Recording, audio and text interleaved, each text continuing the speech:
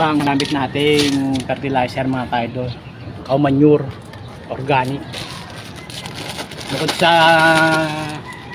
swamp fertilizer, yung dinidilig natin na pinababara ng mga gulay, ito pa po siya, ang cow manure.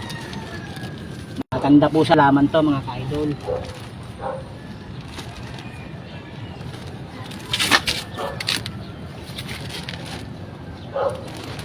Nakita nyo yung sili, nilagyan ko nito within a week i-update ko kayo dyan sa sili. Tingnan nyo, uubod ng daming bunga niya sigurado. At itong mga talong na to, mamunga to. Ito po ang isa sa pinakamagandang fertilizer sa halaman na organic. Itong cow manure o tae ng baka o kalabang. Effective po ito, maniwala kayo sa akin.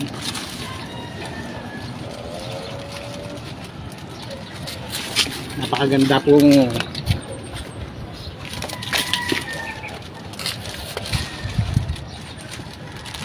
po nito sa halaman.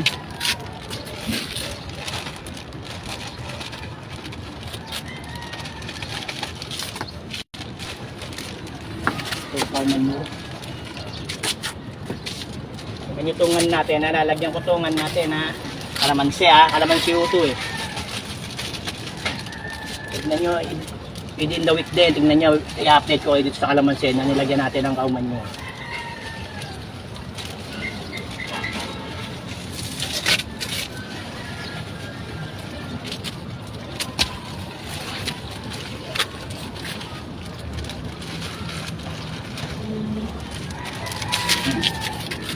Mulberry, kalamansi, meron pa tayo doon, lalagyan din natin itong papaya natin.